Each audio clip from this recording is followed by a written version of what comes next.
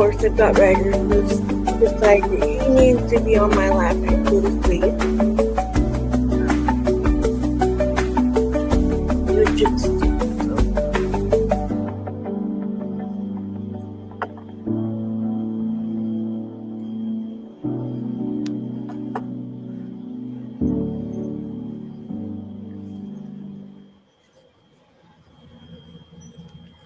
Hello, everybody. Welcome to AA. The dog is going to sleep. Hey, Tony. Hi, Lily. Thank you for letting me know you can hear me. Hopefully, you can see me too. Hello, Facebook side.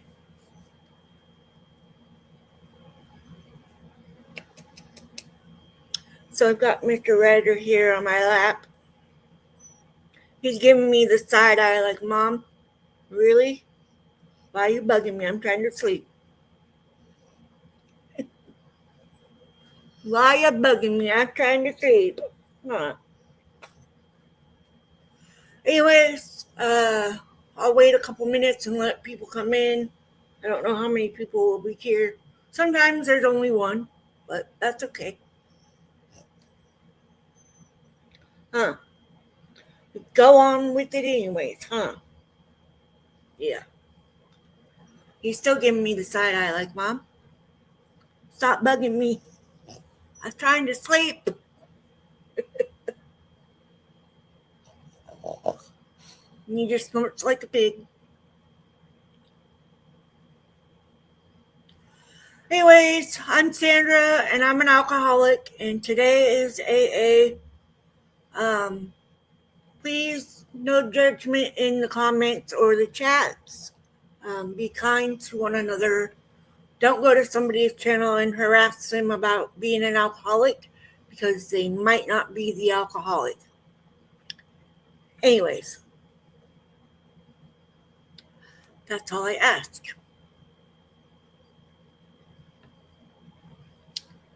He's still sleeping. Anyway, let's say the serenity prayer. God, grant me the serenity to accept the things that I cannot change, the courage to change the things I can, and the wisdom to know the difference. So, like I said, it is AA Day, and I always put in the description what I'm reading, book, page, story name, tradition, step, whatever it is we're reading, I put it in there. So, anyways, we are reading the 12-step traditions, and on tradition 3, page 139, and I'm going to go ahead and recite the steps and then read the traditions because I don't know the traditions by heart yet. Anyway, 1, we admitted we were powerless over alcohol, that our lives had become unmanageable. 2, came to believe that a power greater than ourselves could restore us to sanity. 3, made a decision to turn our will and our lives over to the care of God as we understood Him. 4, made a searching and fearless moral inventory of ourselves. 5, admitted to God, to ourselves, to another human being, the exact nature of our wrongs. 6, we're entirely ready to have God remove all these defective characters. 7, humbly asked Him to remove our shortcomings. 8, made a list of all persons we had harmed and become willing to make amends to them all. 9, made direct amends to such people wherever possible, except when to do so would injure them or others. 10, continue to take personal inventory and when wrong, promptly admit it. 11, sought through prayer and meditation to improve our conscious contact with God as we understood Him, praying only for knowledge of His will for us and the power to carry that out. And 12, having had a spiritual awakening as a result of these steps, we tried to carry this message to alcoholics and to practice these principles in all our affairs. And tradition 1, Our common welfare should come first. Personal recovery depends upon AA unity.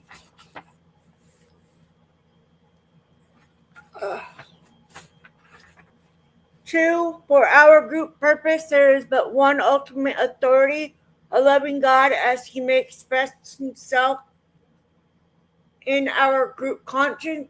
Our leaders are but trusted servants. Three, the only requirement for AA membership is a desire to stop drinking. Four, each group should be autonomous except in matters affecting other groups or AA as a whole. 5. Each group has but one primary purpose: to carry its message to alcoholics who still suffer. 6. AA group ought never endorse, finance, or lend the AA name to any related facility or outside enterprise, lest problems of money, property, and prestige divert us from our primary purpose.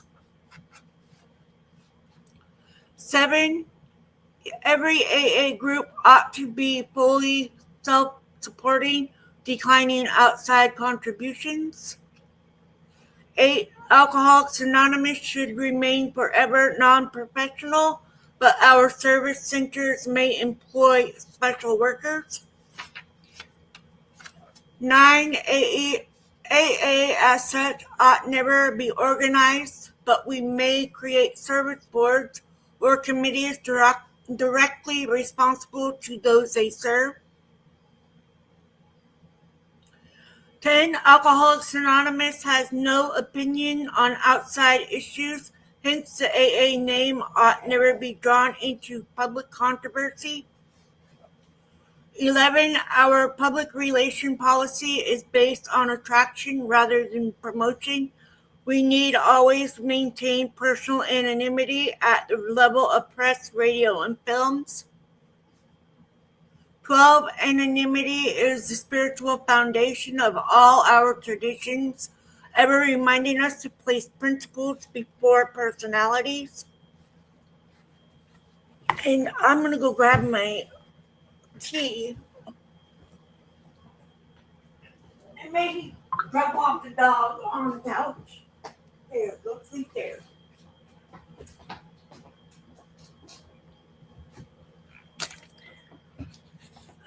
He gets heavy after a while. He's only 19 pounds.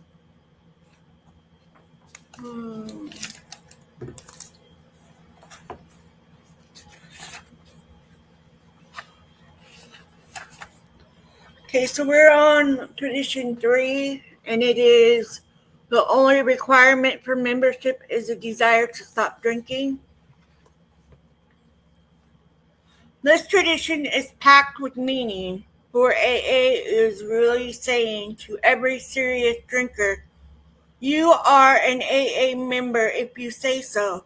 You can declare yourself in. Nobody can keep you out. No matter who you are, no matter how low you've gone, no matter how grave your emotional complications, even your crimes, we still can't deny you AA. We don't want to keep you out. We aren't a bit afraid you'll harm us. Never mind how twisted or violent you may be. We just want to be sure that you get the same great chance for sobriety that we've had. So you're an AA member the minute you declare yourself. To establish this principle of membership took years of harrowing experience in our early time. Nothing seemed so fragile, so easily breakable as an AA group. Hardly an alcoholic we approached paid any attention. Most of those who did join us were like flickering candles in a windstorm, time after time. Their uncertain flames blew out and couldn't be relighted. Our unspoken constant thought was, which of us may be the next? A member gives us a valid glimpse of those days at one time. He says every AA group had many membership rules.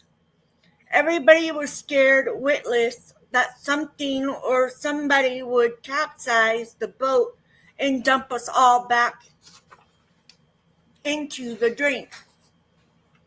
Our foundation office asked each group to send in its list of protective regulations. The total list was a mile long.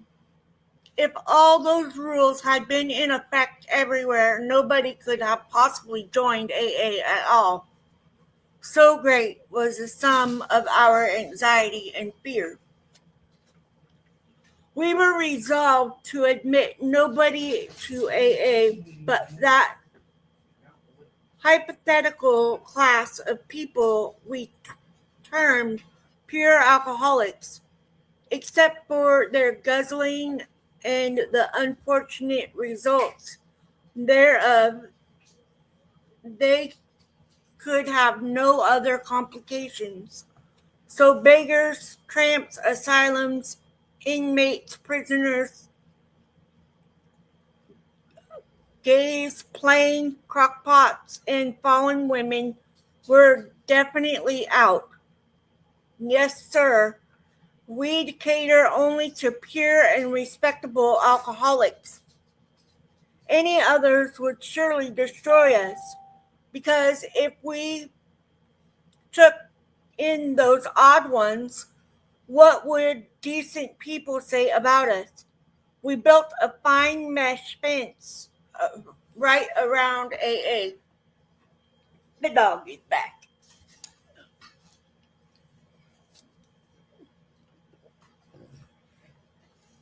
Maybe this sounds comical now. Maybe you think we old timers were petty or pretty intolerant, but I can tell you there was nothing funny about the situation. You're gonna have to go get Mike. Go get Mike. Go get Mike. He's still standing here. He's like, Mom, pick me back up. He is heavy. Okay, now I lost where I was. Thank you, Ryder. You made me lose my concentration.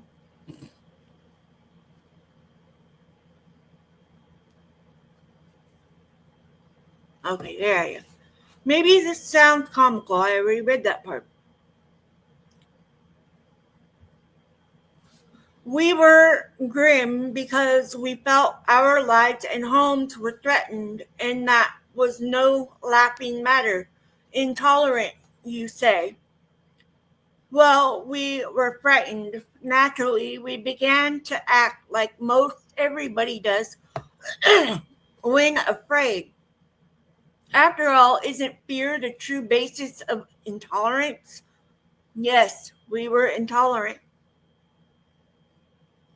How could we then guess that all those fears were to prove groundless? How could we know that thousands of these sometimes frightening people were to make astonishing recoveries and become our great workers and intimate friends?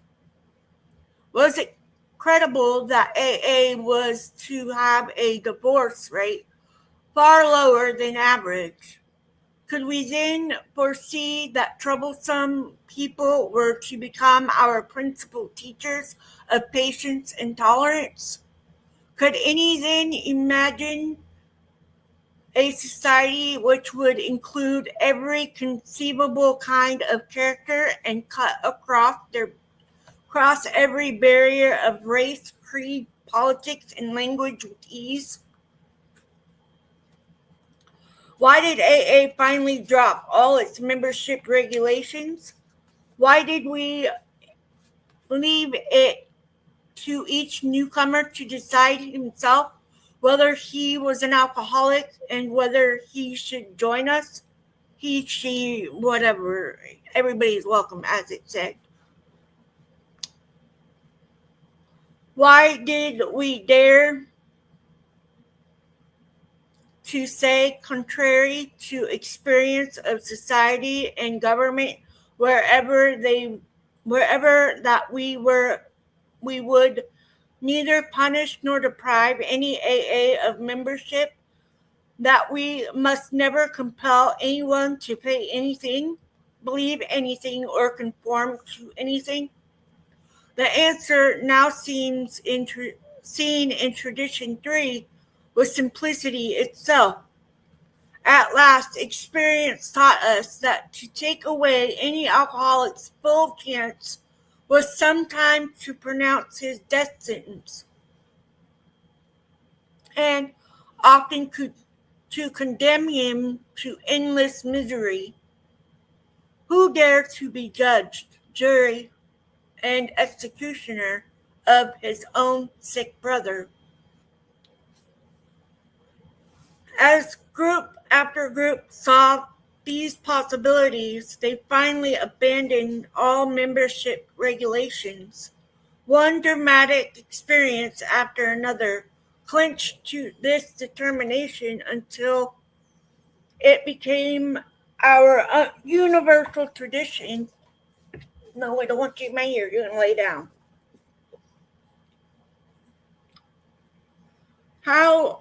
Here are two examples. On the AA calendar, it was year 2. In that time, nothing could be seen but struggling nameless groups of alcoholics trying to hold their faces up to the light. A newcomer appeared at one of these groups, knocked on the door, and asked to be let in. He talked frankly with that group's oldest member. He soon proved that his was a desperate case, and that above all, he wanted to get well.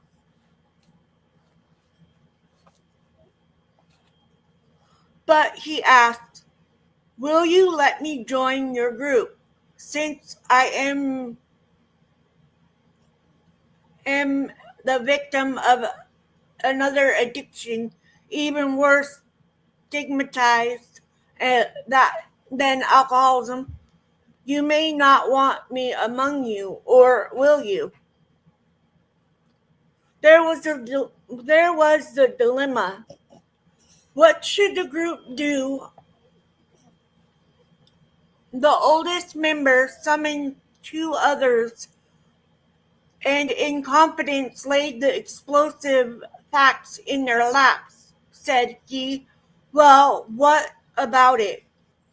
If we turn this man away, he'll soon pass. If we allow him in, only God knows what trouble he'll brew. What shall the answer be, yes or no?" At first, the elders could look only at objections.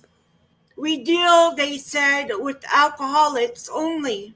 Shouldn't we sacrifice this one for the sake of the many?" So went the discussion, while the newcomer's fate hung in the balance. Then one of the 3 spoke in a very different voice. "What we are really afraid of," he said, "is our reputation. We are much more afraid of what people might say than the trouble this strange alcoholic might bring. As we've been talking, 5 short words have been running through my mind. Something keeps repeating to me. What would the master do?" Not another word was said. What more, indeed, could be said? Overjoyed, the newcomer plunged into 12-step work. Tirelessly, he laid AA's message before scores of people. Since this was a very early group, These scores have since multiplied themselves in thousands. Never did he trouble anyone with his other difficulty. AA had taken its first step in the formation of Tradition 3. Not long after the man with the double stigma knocked for admission, AA's other group received into its membership salesman we shall call Ed, a power driver, this one and brash as any salesman could possibly be. He had at least an idea a minute on how to improve AA. These ideas he sold to fellow members with the same burning enthusiasm with which he disputed automobile polish. But he had one idea that wasn't so sellable. Ed was an atheist. His pet obsession was that AA could get along better without its God nonsense. He browbeat everybody, and everybody expected that he soon get drunk. For at the time, you see, AA was on the pious side. There must be a heavy penalty, it was thought, for blasphemy. Distressingly enough, Ed proceeded to stay sober.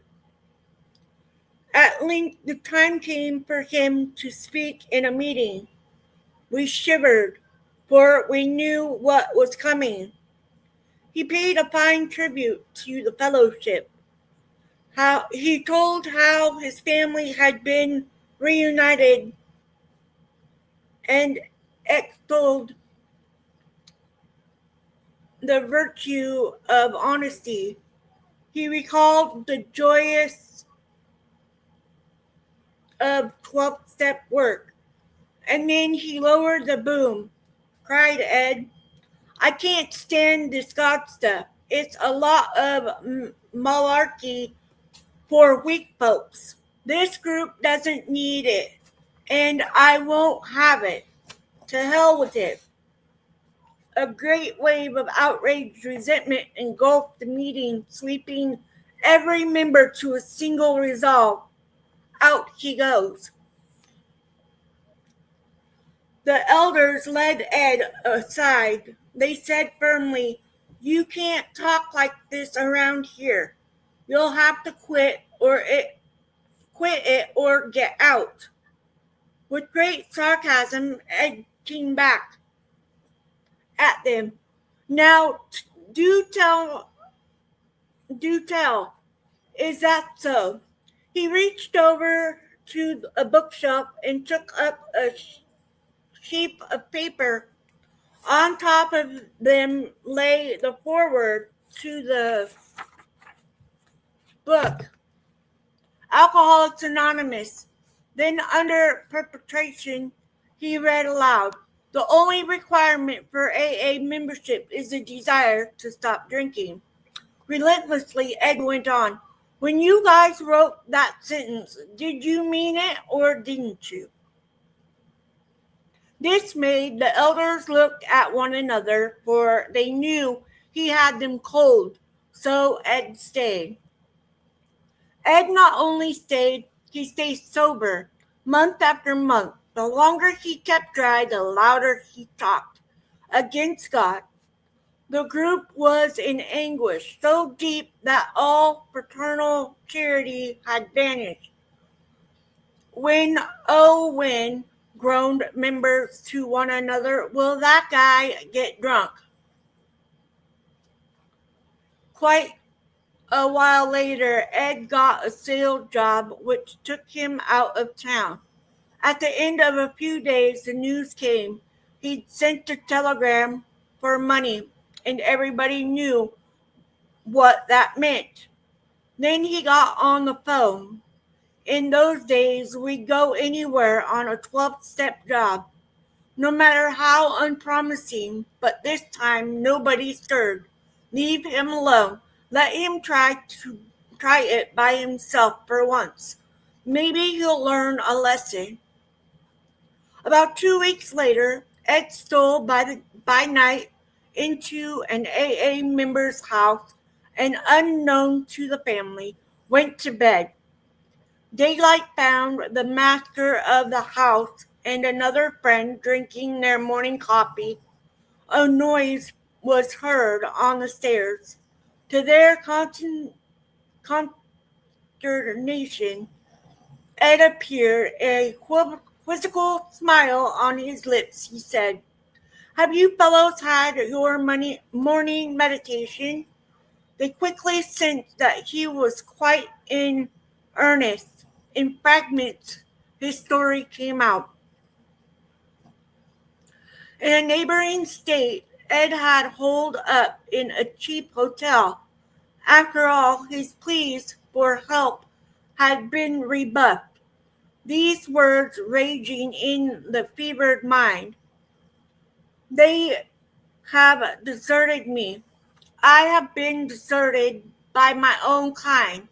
This is the end. Nothing is left." As he tossed on his bed, his hand brushed the bureau near by touching a book. Opened the book, he read it was a Gideon Bible. Ed never confided any more of what he saw and felt in that hotel room. It was the year 1938. He hasn't had a drink since. Nowadays, when old-timers who know Ed foregathered, they exclaim, "What if we had actually succeeded in throwing Ed out for blasphemy? What would have happened to him and all the other he later helped?" So the hand of Providence early gave us a sign that any alcoholic is a member of our society when he says so. And that's what I was saying the other day, is we don't judge. I gotta drop this dog off back on the couch. Oh, you're killing my leg. He's killing my leg. I'll be done in a minute. Anyways, like I was saying the other day, is we don't turn people away, no matter their belief, their anything. I too had the same feelings about helping people that have been in trouble with the law and stuff. But, when I go to a meeting and I talk at a meeting, I don't know what everybody has done in that meeting, And so I've learned that I just share my journey and my sobriety story with everybody, and that's all we can do. And again, they can't tell you can't be part of AA, because if you claim you're part of AA, then you're part of AA, and we can't turn you away. And it's true, the only requirement is the desire to stop drinking. And that was one of my hardest things, was having that desire.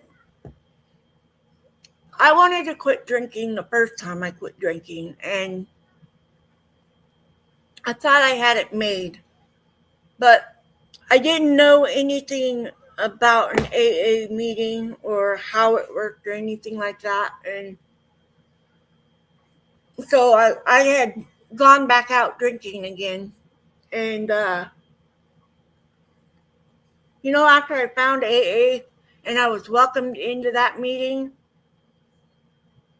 I felt part of something. I still do today, even though I don't really go to meetings anymore because I do these ones. I really should go to a meeting, but um, just being busy working and trying to recoup through the week and then do it all over again. And um, I don't know, I really need to get a meeting closer to me and maybe I'll go to that. But I've gone to 1, 2, 3, 4, 4 or 5 different groups. The smallest one that I have gone to was in Chiloquin. Um, that one was different for sure. It was a potluck, and I didn't know that because I was new over there, and but they welcomed me in there, and it was definitely different for sure. And they were telling me all kinds of stuff about the town and all of that, and I was just like, I've been here before. I just haven't gone to an AA meeting here, and so um, yeah, it was different. And I have been to an NA meeting as well. No, I have not had any problem with narcotics, but I have friends and family members that have, and maybe some still do. I don't know because I don't speak to them, but um, I don't speak to them. That's on their terms, not mine.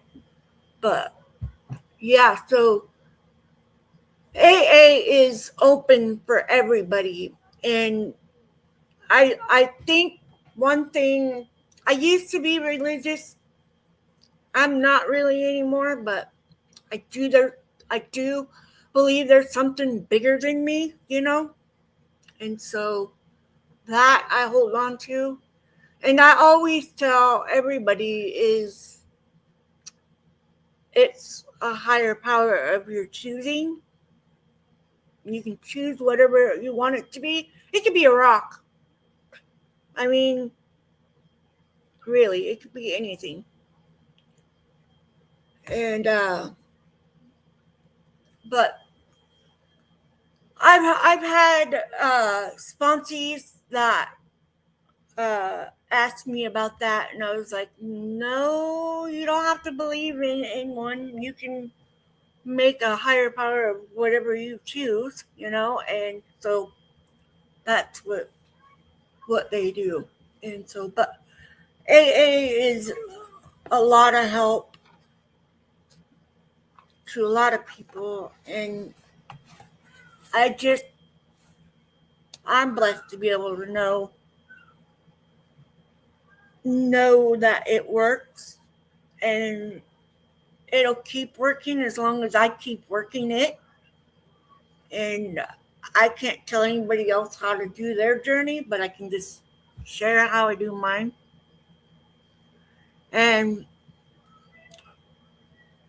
but yeah, I've had a rough week. Last week was really bad, so it was a very very long week.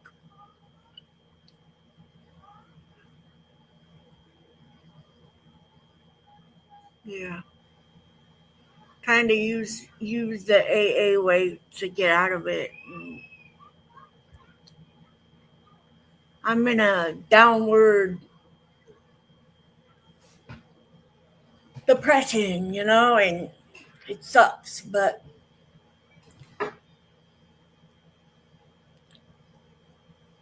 gotta live life on life terms, right?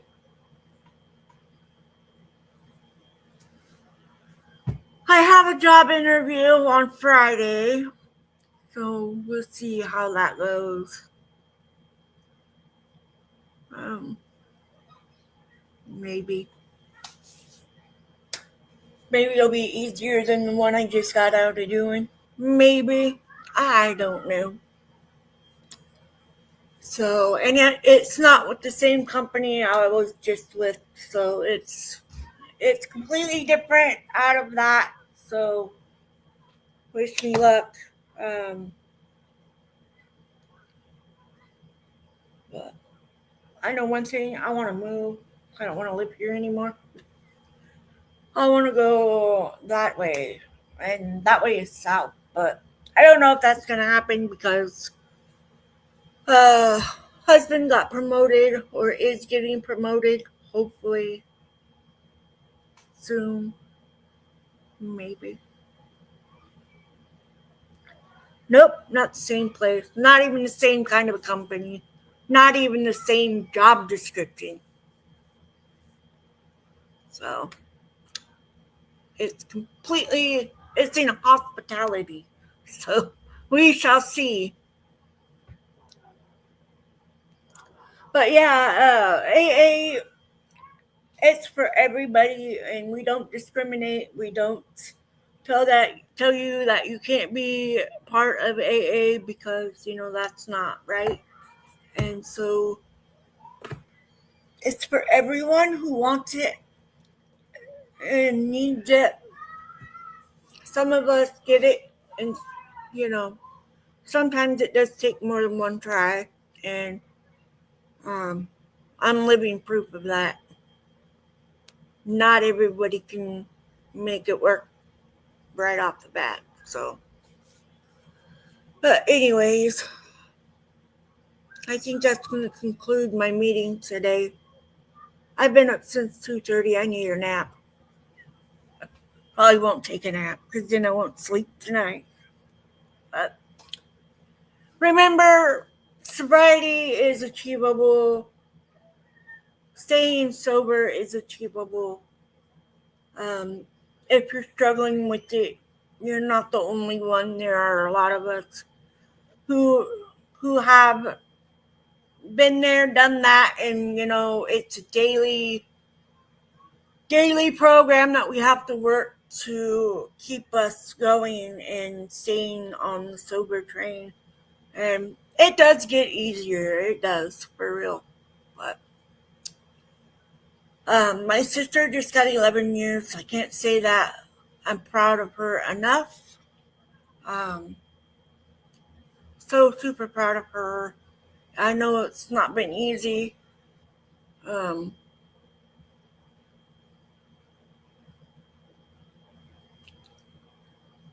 but yeah,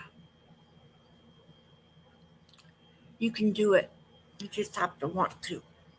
You have to want it for yourself and for the right reason. The only right reason is for yourself. So. But anyways, if you are new here, welcome. Please hit the subscribe button, hit the notification bell so you're reminded of the next AA meetings. I don't always get them scheduled way out, so because I never know if I'm going to be out of town fishing or whatever. So, but you're always welcome here. Um, and you got this, and sobriety is very much achievable. So, with that, God, grant me the serenity to accept the things I cannot change, the courage to change the things I can, and the wisdom to know the difference. Keep coming back. It works if you work it. Love you guys.